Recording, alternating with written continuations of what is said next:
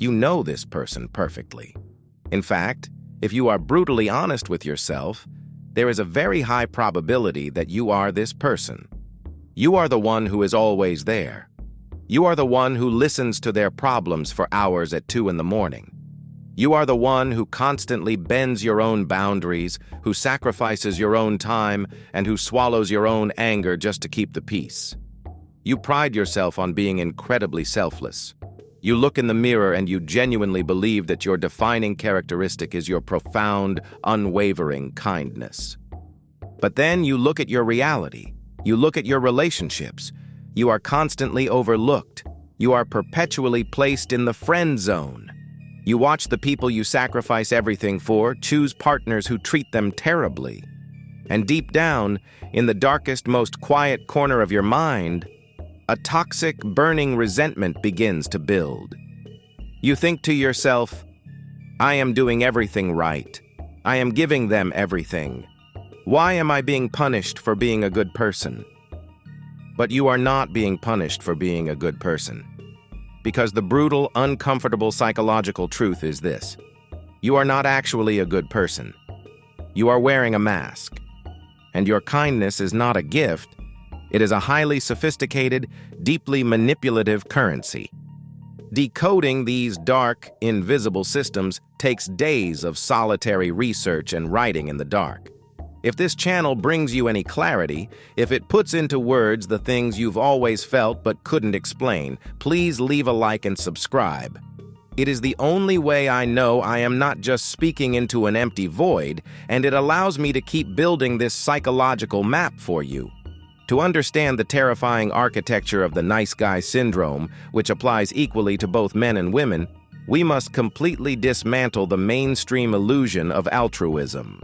Society has taught you that being nice is the ultimate moral high ground. But in behavioral psychology, chronic, boundaryless niceness is almost never a symptom of genuine goodness. It is a symptom of profound, debilitating shame. Somewhere in your past, usually in your early development, you internalized a terrifying belief. You subconsciously concluded that who you are, your raw, authentic self, with your flaws, your desires, and your anger, is fundamentally unacceptable. You believed that if people saw the real you, you would be instantly abandoned. Therefore, to survive in a world where you felt unlovable, you created a psychological defense mechanism. You built a pristine, perfectly polished persona. Carl Jung called the persona the social mask we wear to interact with the world. You decided that your persona would be the saint. You became the giver, the listener, the martyr. But this persona requires a massive amount of energy to maintain, because it requires you to violently repress a huge part of your humanity.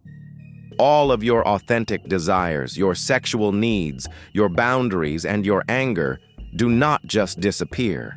They are pushed down into what Jung called the shadow.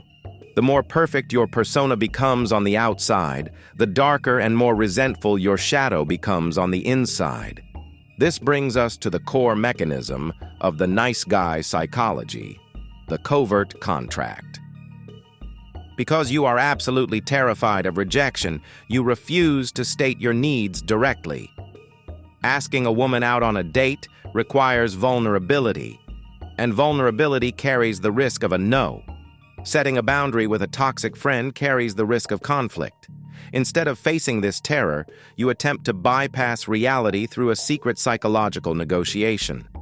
A covert contract works like this. I will do X for you, so you will do Y for me, and we will never ever talk about it. You listen to her complain about her terrible boyfriend for 6 hours, subconsciously expecting that she will eventually realize you are the perfect partner and fall in love with you. You take on extra projects at work without being asked, secretly expecting your boss to shower you with praise and a promotion. You treat relationships exactly like a vending machine. You believe that if you insert enough kindness coins into another human being, the product you desire, love, sex, validation, or loyalty, will automatically fall out of the bottom. But human beings are not machines. They do not know about the invisible contract you drafted in your own head. They just think you are being nice. So, when they don't deliver the product you silently demanded, the illusion shatters. This is where the mask slips. This is where the covert narcissism reveals itself. When your covert contract is breached, you do not communicate your disappointment like a healthy, integrated adult. Because you are terrified of direct conflict, your suppressed shadow takes over. You become incredibly passive-aggressive. You withdraw your affection. You give the silent treatment. You make sharp, sarcastic remarks. Or worse, you retreat into the ultimate defense mechanism of the covert narcissist, absolute impenetrable victimhood. You tell yourself the ultimate lie. You say, "Women only like jerks," or "People always take advantage of my good heart." You cast yourself as the tragic, noble hero in a world full of selfish villains. But you are not a victim. You are the architect of your own misery.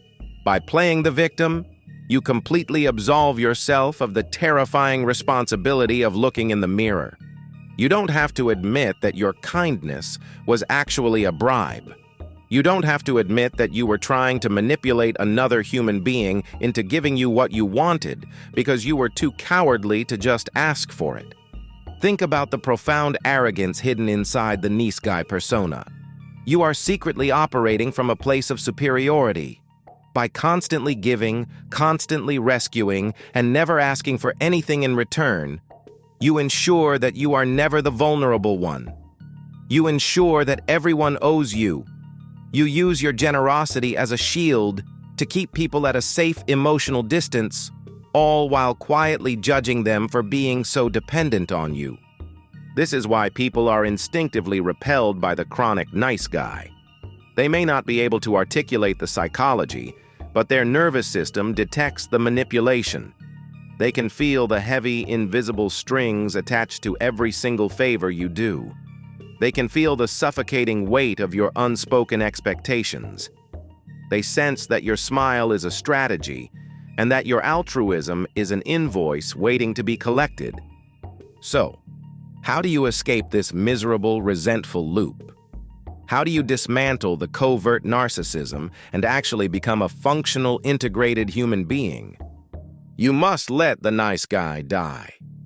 You must realize that genuine kindness is impossible without boundaries. If you cannot say no, then your yes means absolutely nothing. It is just a trauma response. You must step into the terrifying fire of radical honesty. You must start stating your intentions directly. If you want a romantic relationship with someone, you must state it, and you must accept the agonizing possibility that they might look you in the eye and say, no. If a friend crosses your boundary, you must risk the friendship by telling them they upset you. This will feel like a psychological death. Your primitive brain will scream at you that if you show your true desires, you will be abandoned and die alone. You will have to sit in the excruciating discomfort of disappointing people. You will have to watch the fake transactional relationships in your life burn to the ground. But what emerges from those ashes is something infinitely more powerful than being nice. It is being authentic. It is being integrated. When you stop trying to manipulate the world with fake virtues, you finally allow people to love you for who you actually are, not for what you can do for them. Stop treating your kindness as a weapon. Drop the covert contracts. Step out of the shadow of your own victimhood. Face the terrifying reality of rejection. The war is inside your head. Now begin. If this breakdown shattered an illusion you've been carrying your whole life, do not walk away from this feeling. Subscribe to the channel right now to keep decoding these invisible systems. And I want to hear from you down in the comments.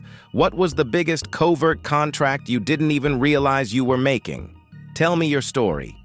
Let's build a community that actually faces the dark instead of hiding from it. But fixing your relationships is only half the battle. Because even if you drop the mask, there is another invisible system actively destroying you. You think you are exhausted because you work hard. But the truth is, the system has internalized the whip. Next week, we decode the psychology of the burnout generation and exactly why resting literally feels like a biological failure.